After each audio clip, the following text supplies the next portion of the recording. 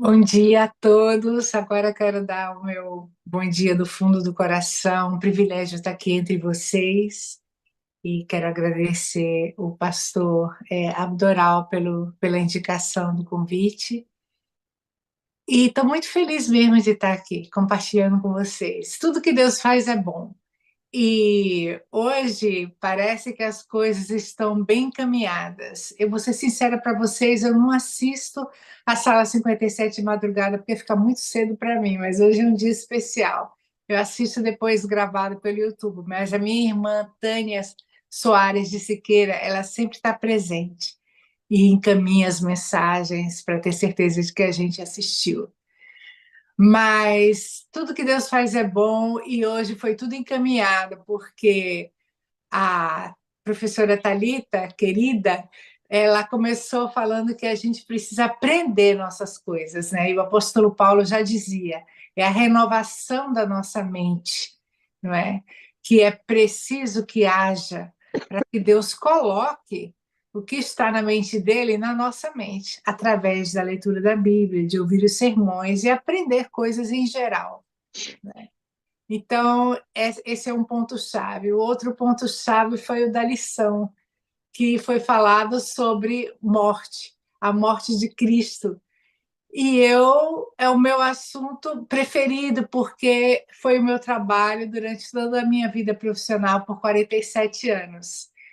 E o meu intuito hoje é baseado no poder da palavra de Deus, baseado nos ensinamentos e numa abertura do nosso coração, para que o Espírito Santo tenha um movimento tremendo dentro da gente, que a gente absorva novos conceitos que darão para nós, no fim da vida, dignidade, qualidade de vida, e não só uma insistência de querer que a pessoa viva, que o ente querido viva a qualquer custo, porque tem uma diferença entre você estar vivo e você viver, né?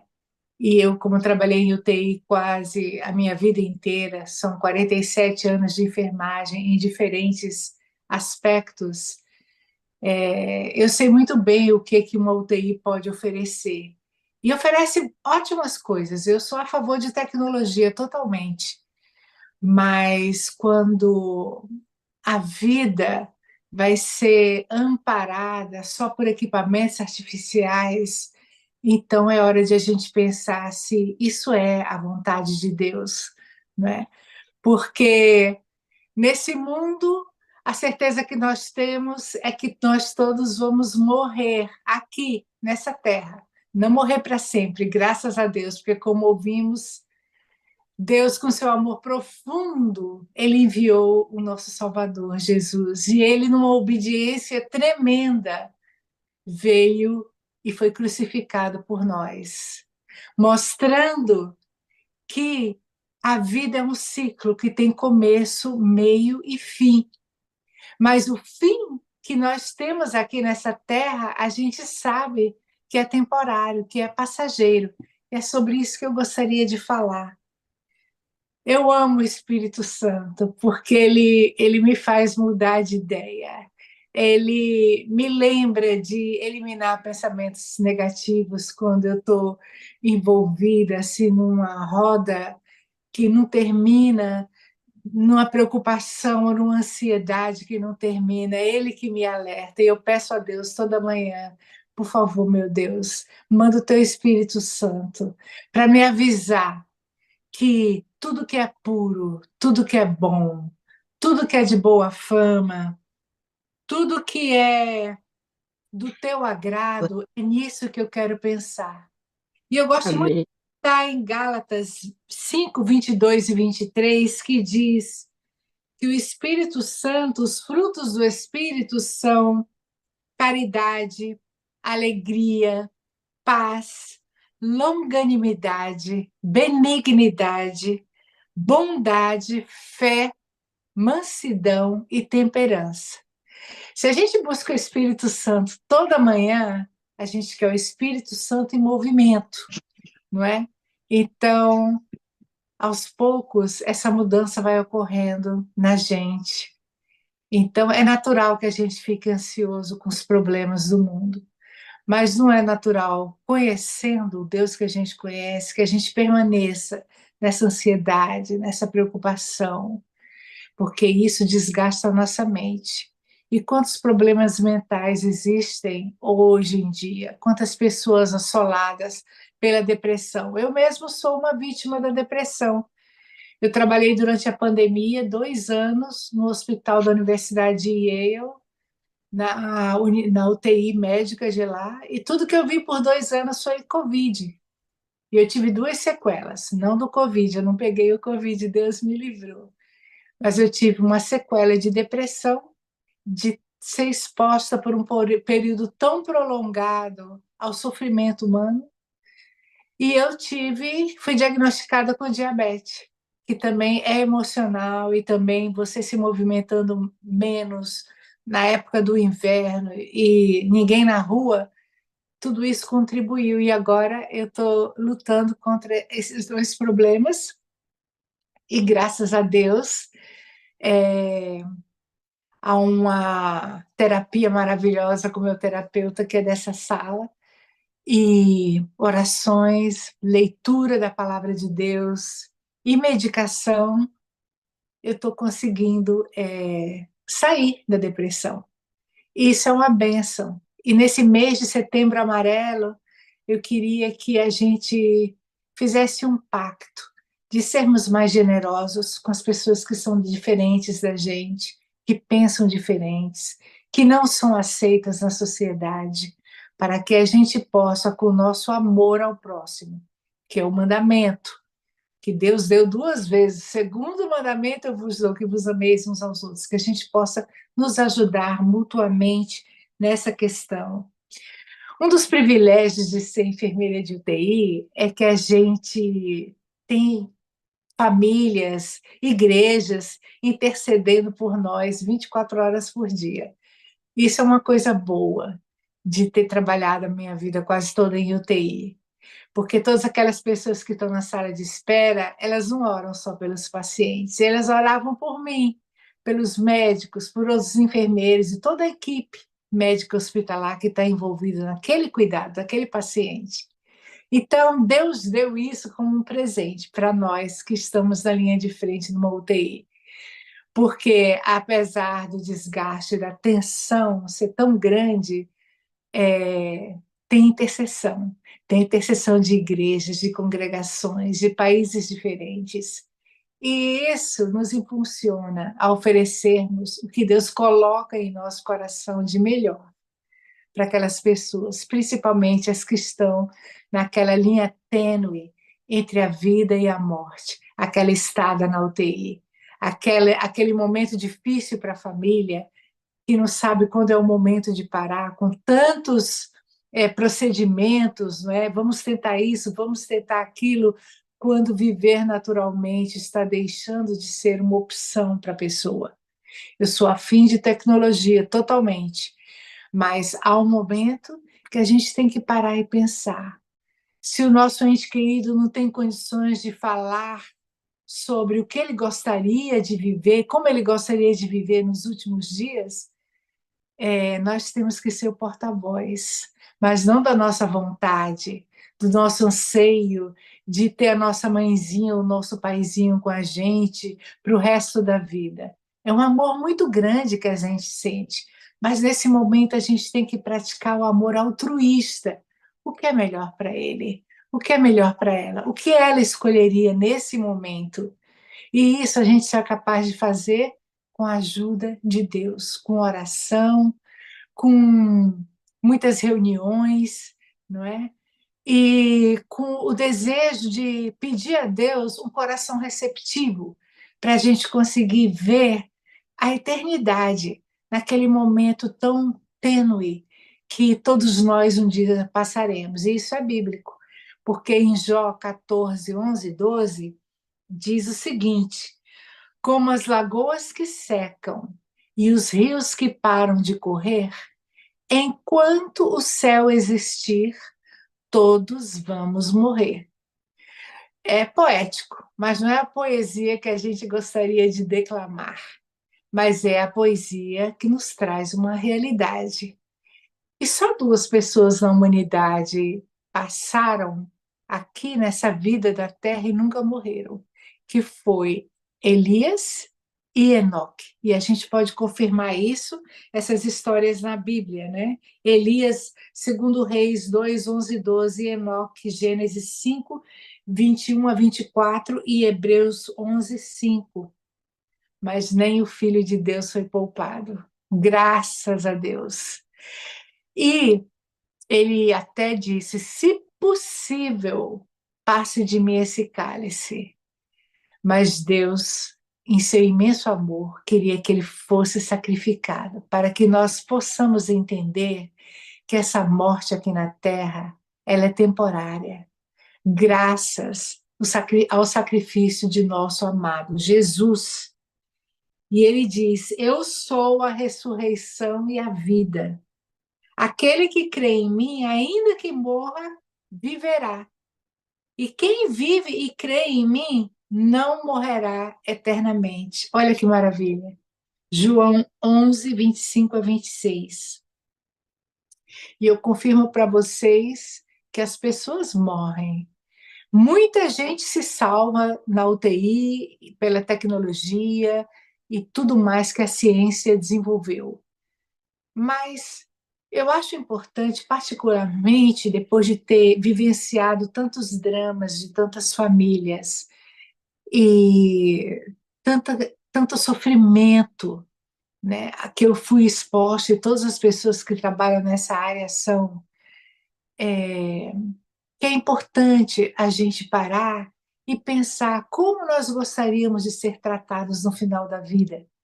Não é um tema assim lúgubre, porque é uma realidade, é uma certeza que a gente tem, não é? A gente cuida da saúde, a gente procura fazer o nosso melhor, mas o salário do pecado é a morte.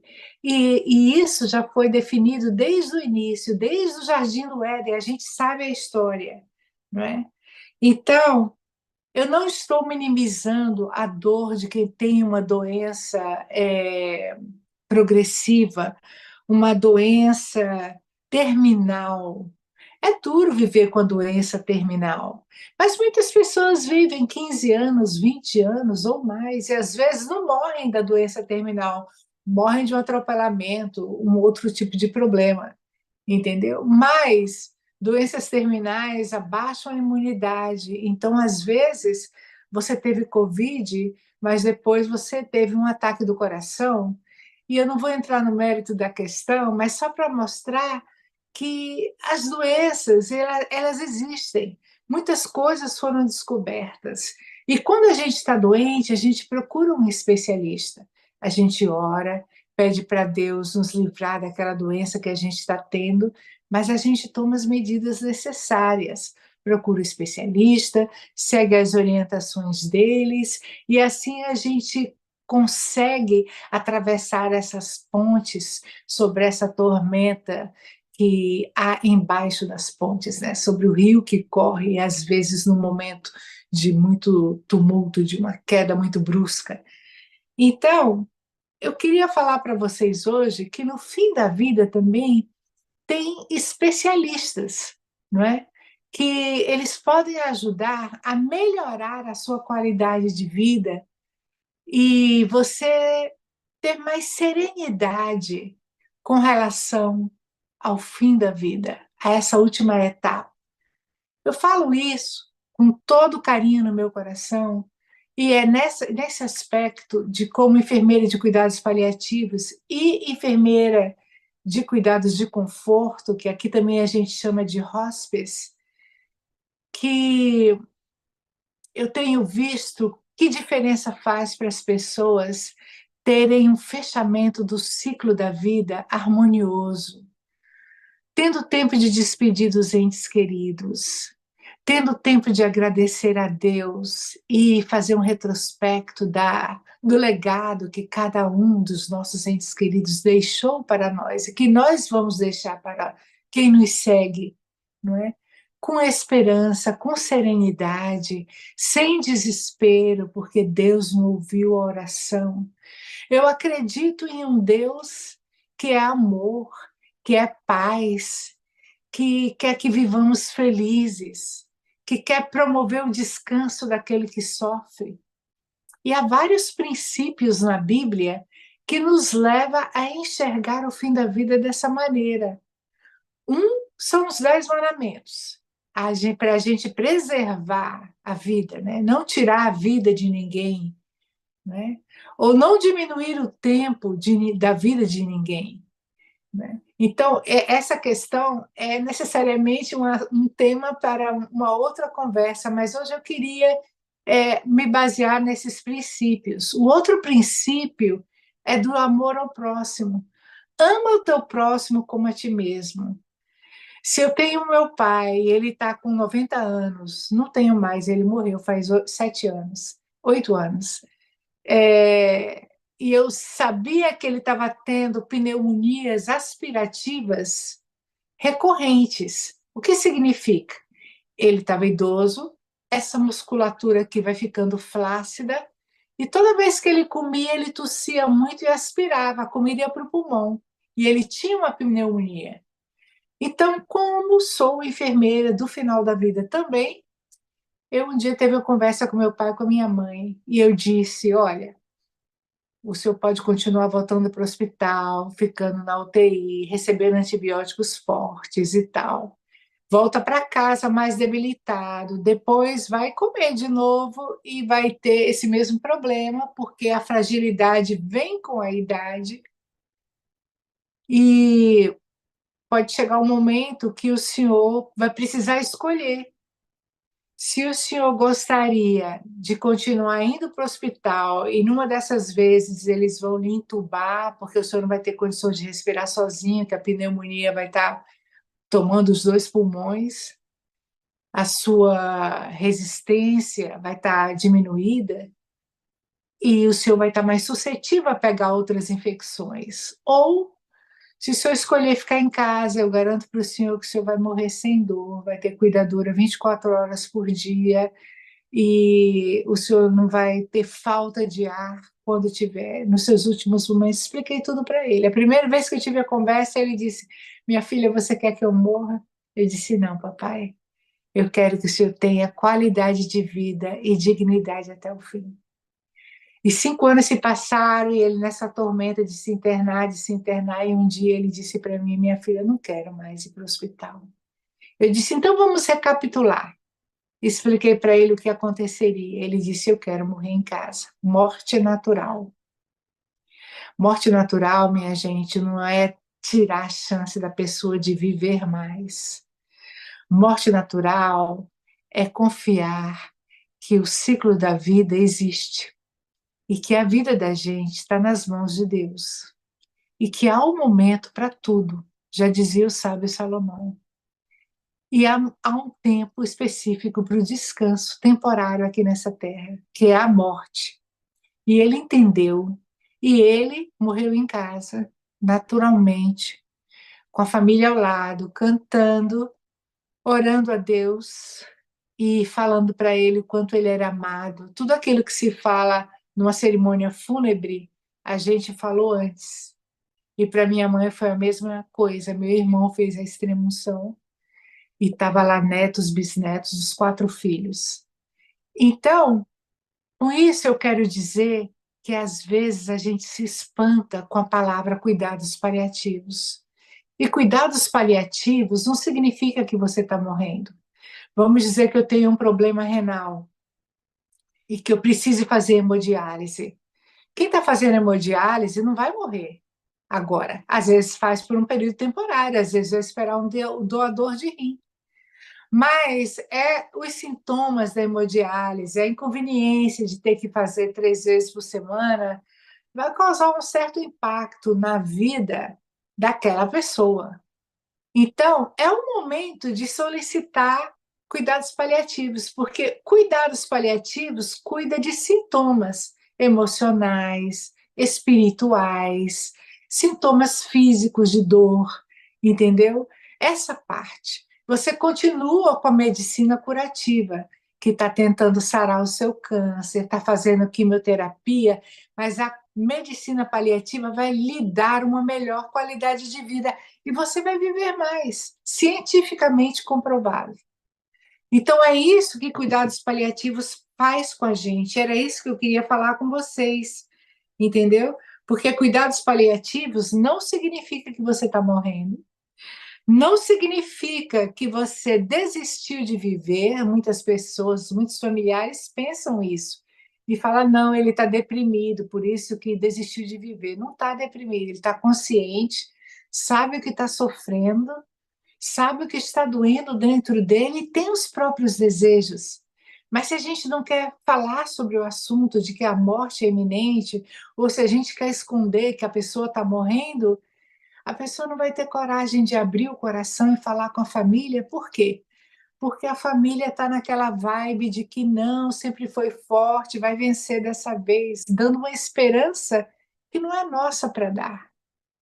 Então, Deus, em sua infinita sabedoria, criou todas essas profissões, todas essas especialidades para o nosso bem-estar. Porque a medicina de cuidados paliativos deveria ter existido quando todas as outras iniciaram. Mas de 20 anos para cá, aqui nos Estados Unidos, ela começou a aparecer. E agora as pessoas estão tentando entender o que ela significa. Eu estou falando para você, porque eu sou enfermeira de cuidados paliativos. Não significa que você desistiu de viver. Se você tem Parkinson, por exemplo, você não está morrendo, mas a medicina de cuidados paliativos lhe beneficiaria. Por quê? Porque Parkinson tem sintomas que são muito desagradáveis para você. E cuidados paliativos vai lhe dar uma melhor qualidade de vida. Outro ponto principal é que no diagrama de cuidados paliativos tem uma parte pequena designada para as pessoas que têm 6 meses de vida. Ninguém tem uma bola de cristal, nem os médicos, mas é bom ouvir quanto tempo de vida eu tenho. Se for superado, melhor.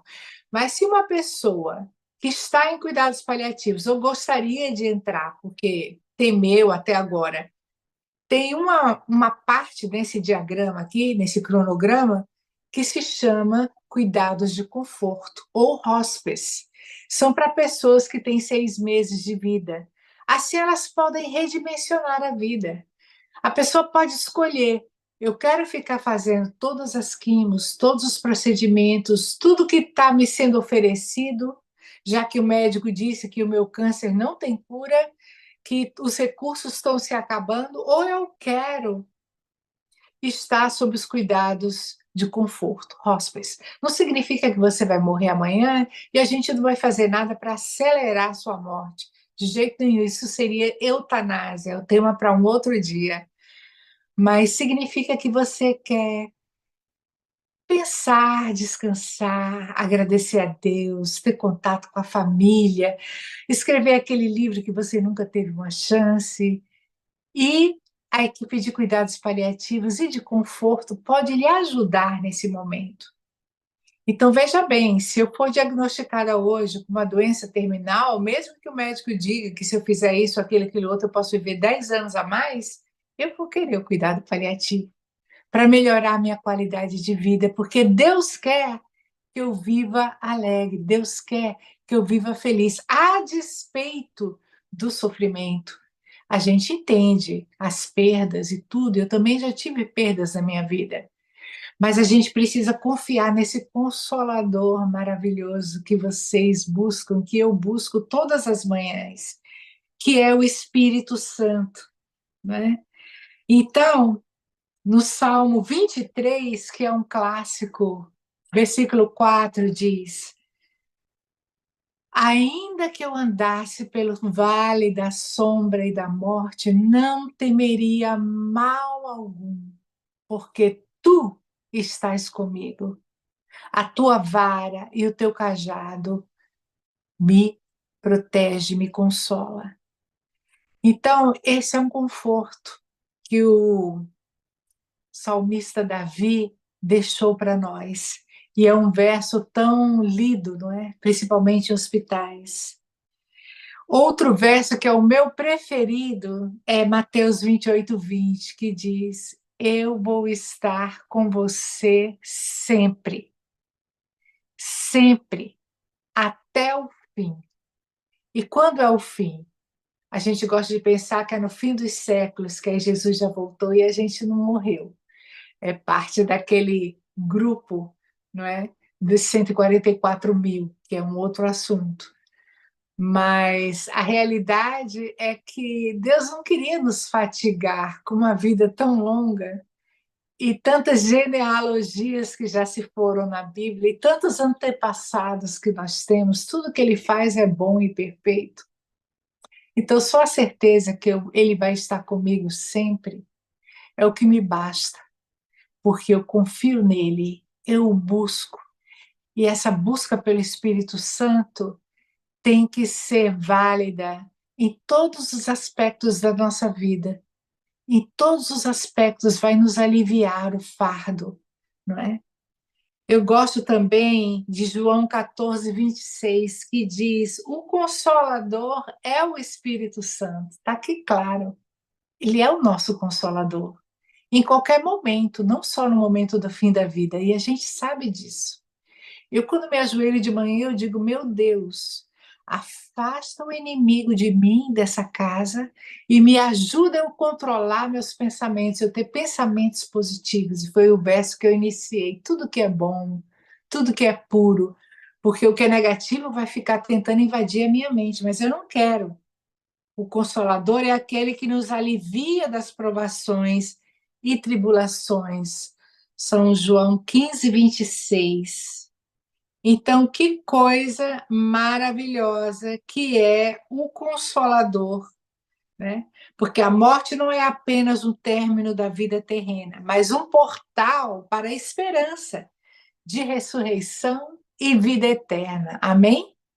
A morte é entendida como redenção e restauração. Então, a gente tem que se alegrar no Senhor, porque Ele é bom, porque Ele não nos desampara, porque Ele sabe quantos cabelos temos na nossa cabeça, Ele lê os nossos pensamentos. E Ele quer que vivamos com qualidade, vivamos felizes. Que a vida que nós temos, que é a coisa mais preciosa que existe, porque nós somos criados para servir a Deus da maneira que somos, do jeito que somos, como os pescadores foram pegos, escolhidos por Jesus. Ele escolhe a todos nós para servir a Ele. Quando a gente olha para o outro e tenta ajudar o outro, a gente pensa menos nos nossos sofrimentos.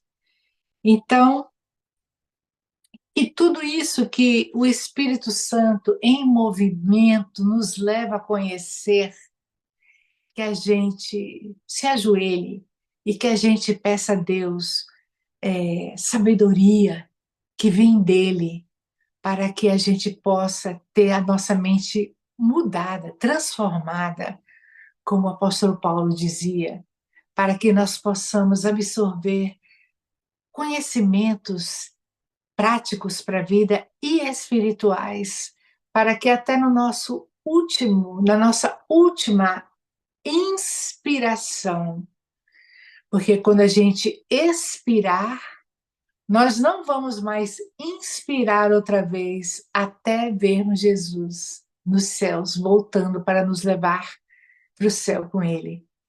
Então, que a gente até nesse último momento, o nosso coração seja de gratidão, que a nossa família esteja à nossa volta. Eu sei que esse cenário ideal não é possível para todas as pessoas, para todas as doenças. Tem mortes traumáticas demais, tem pessoas jovens demais que morrem.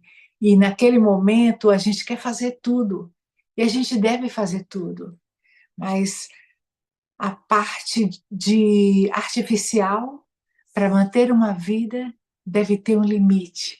E essa sabedoria, o conhecimento de cuidados paliativos e a submissão à vontade divina vai nos alertar.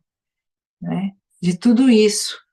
Então, o Consolador é aquele que nos alivia das provações. E vamos nos lembrar sempre que Ele estará conosco até o fim. Para cada coração quebrantado, a cura. Para cada alma que sangra, a cura. A cura é Jesus, porque Ele sabe o que você está sofrendo, o que eu estou sofrendo. Se é uma doença que eu tenho ou se é um familiar meu, né? Então nós devemos pedir a Deus todos os dias, sopra em mim, Senhor, o poder do Teu Espírito Santo. Sopra em mim, Senhor, a Tua vontade para que seja a minha vontade. Sopra em mim, Senhor, a Tua sabedoria, porque sem Ti eu não sou ninguém. Que Deus abençoe a cada um de vocês nesse dia e por todos os dias da vida de vocês.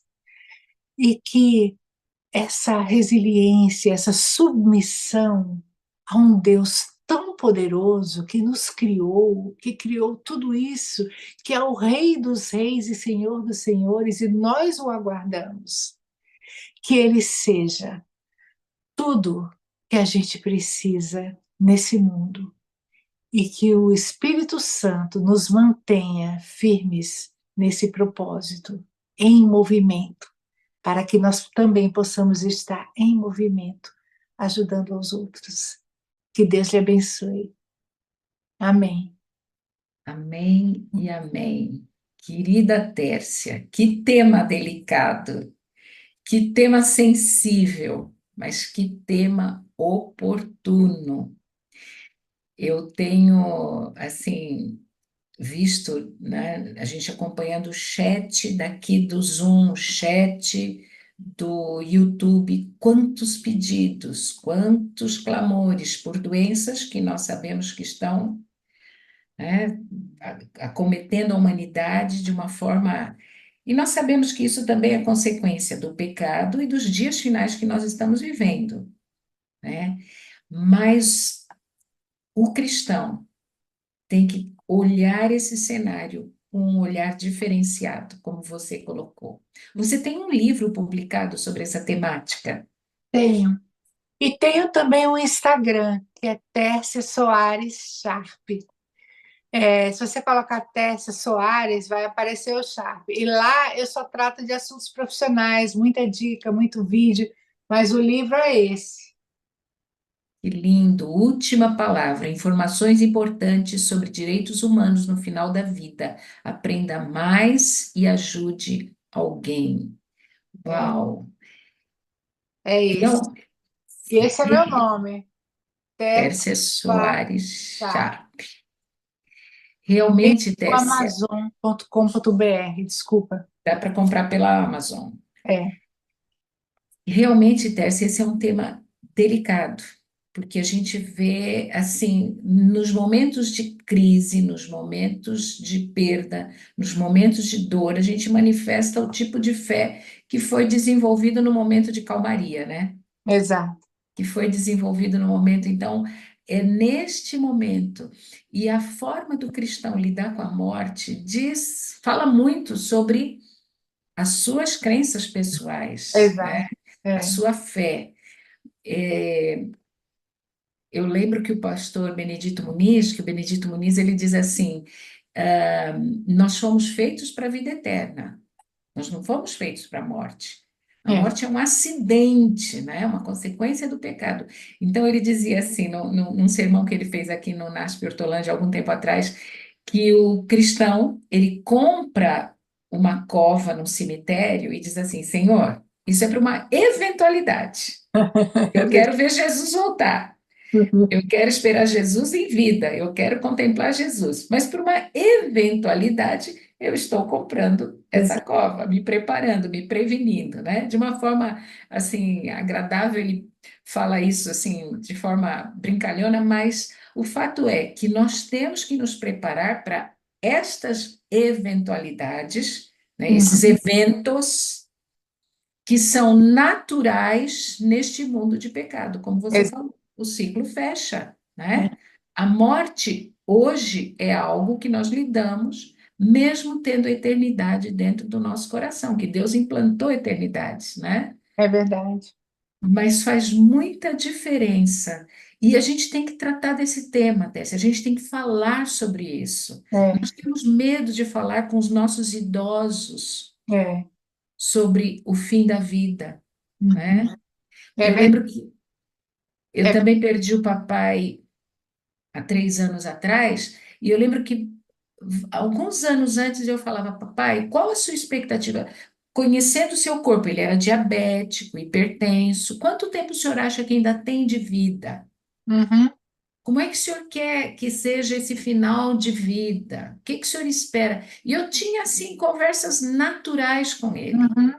Às vezes ele falava assim: Nossa, filha, que tema que você está querendo conversar comigo? Isso não é assunto para a gente conversar. Eu falei: Não, papai, é assunto para conversar. É verdade.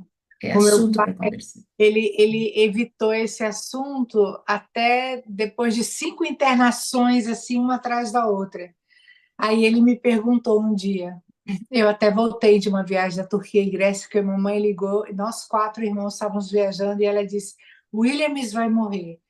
Aí eu peguei o avião e vim embora. Estava lá na Jordânia.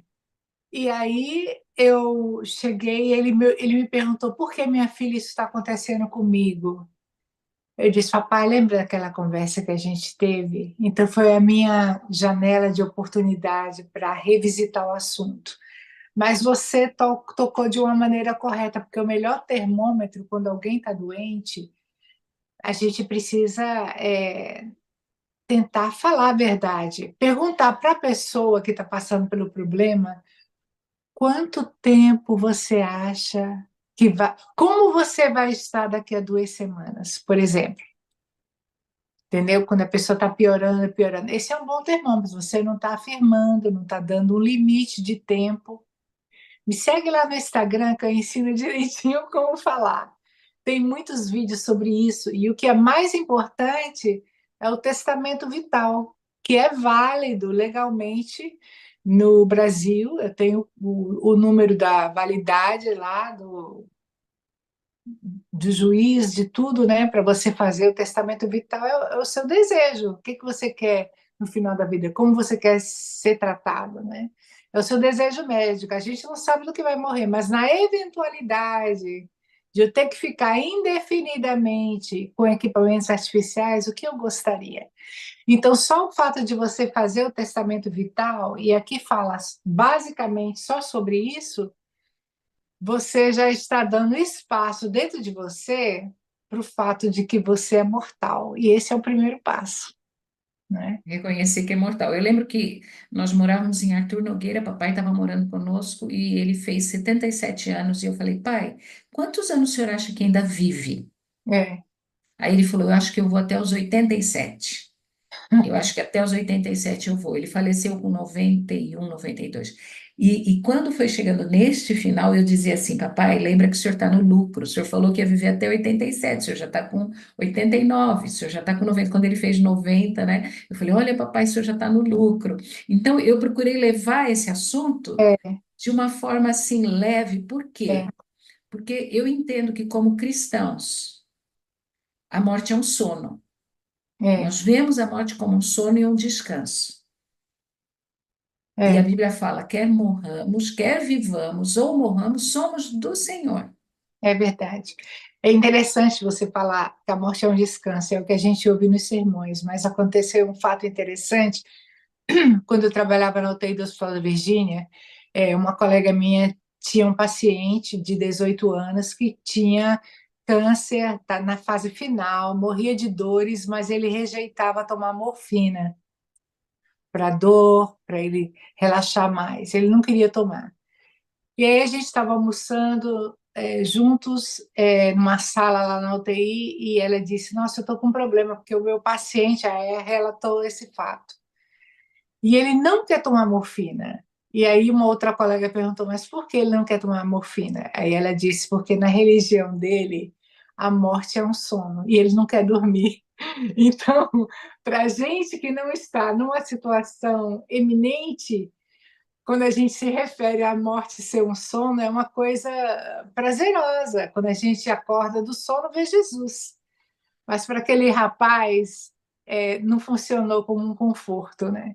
É. Então, tudo isso a gente vai aprendendo nessa jornada de sofrimento, né, das pessoas.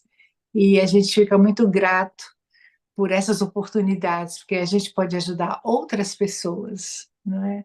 A se Verdade. sensibilizarem com esse tipo de situação. E sermos gratos pela esperança que nos move, né, Tércia? Exato, exato. Esperança da vida eterna. É. Eu sempre tive uma consciência muito forte, assim, de que na UTI, quando eles fazem aquela transição de vamos salvar, salvar, salvar, com um monte de equipamento, quando a gente tem essas reuniões com médico, a família, enfermeiro, e as pessoas finalmente entendem que a pessoa não vai sair da UTI, vai morrer. Então, muitas delas, elas pedem para desligar todos os equipamentos artificiais. E aí aquela sedação já não existe mais. Tem pessoas que ainda vivem 1 ou 2 dias, mas a família pode chegar mais, pode beijar, a pessoa está um pouquinho mais acordada. E eu sempre me preocupei que naquele momento eu sou a última pessoa que aquela pessoa está vendo, que o paciente está vendo. E a próxima pessoa que eles vão ver é o nosso Senhor Jesus Cristo. Então eu sempre me preocupei com o que é que eu estou como é que eu estou representando o reino de Deus naquele momento, né? Eu sempre peço o Espírito Santo para me ajudar, para falar uma palavra de esperança, porque a cura física não é possível, mas a cura da alma, a cura espiritual sempre é possível. E Deus tem me dado experiências lindas nesse aspecto, que às vezes as famílias não estão lá, tem muito problema de família que eles tentam resolver nesse último momento, quando aquele momento que eles precisam para resolver um caso de que faz 10 anos que não foi visitar a mãe e o pai, é o mesmo momento que aquela pessoa está sofrendo equipamentos artificiais ali na UTI. Então, é um momento difícil, sabe? Contraditório. E a gente tem que lidar com tudo isso, mas Deus nos dá sabedoria.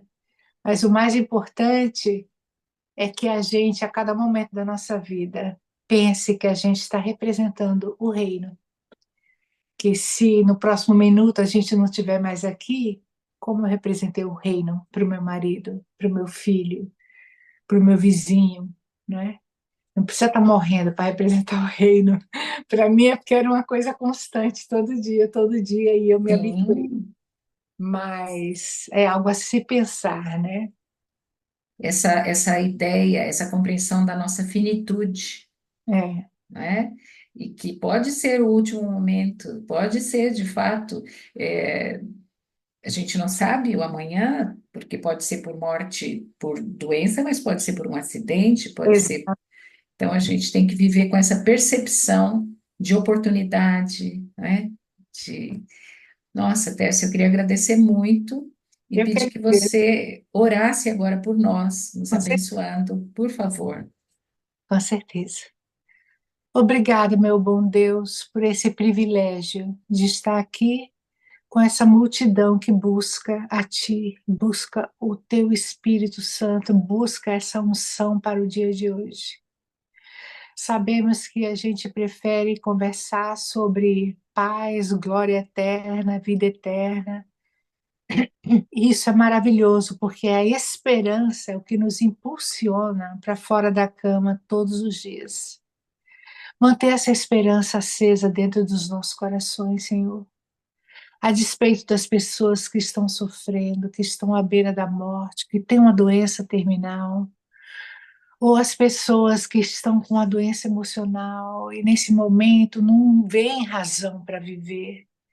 Nós precisamos ser luz que brilha no escuro. A luz não brilha no claro, só no escuro, que nós possamos esquecer um pouco dos nossos sofrimentos, dos nossos problemas e voltar os nossos olhos para o próximo e amá-los como tu nos ama. Ajuda-nos, Senhor, a pedirmos constantemente por tua sabedoria, por teu poder, porque sem ti nós não somos ninguém. Abençoa cada pessoa presente aqui e cada família aqui representada, para que o inimigo saia do lar dessas pessoas e que o teu espírito, teu poder seja entronizado nas casas, nos corações, nas famílias, para que o teu poder restaurador cure espiritualmente a todos nós. Muito obrigado, Senhor, por permaneceres conosco até o fim. Que teu Espírito Santo permaneça em movimento dentro de nós. Em nome de Jesus. Amém. Amém e amém. E aqui na sala nós costumamos dizer: eu amo você, Eu eu amo você, preciso de você para ser feliz. eu preciso. Você, de fato, é a parte visível de Deus, Tércia. E Oh, eu creio amém. mais em Deus porque você existe. Muito obrigada, que Deus Amém. abençoe. Um Obrigada. abraço para o seu esposo. E a Taninha com certeza está nos ouvindo. Um abraço, professora Tânia Siqueira, queridíssima. Tânia também pode vir pregar aqui, né, Tércia? Ela Tânia também é pode vir falar. Ela é anciã da anciã? igreja de Arthur Nogueira, prega por lá bastante. Ah, vamos encaixar a Tânia aqui. Tânia é uma assídua frequentadora da sala 57. É Muito verdade. obrigada, viu? Deus abençoe. Obrigada, foi uma alegria te rever aqui. Obrigada.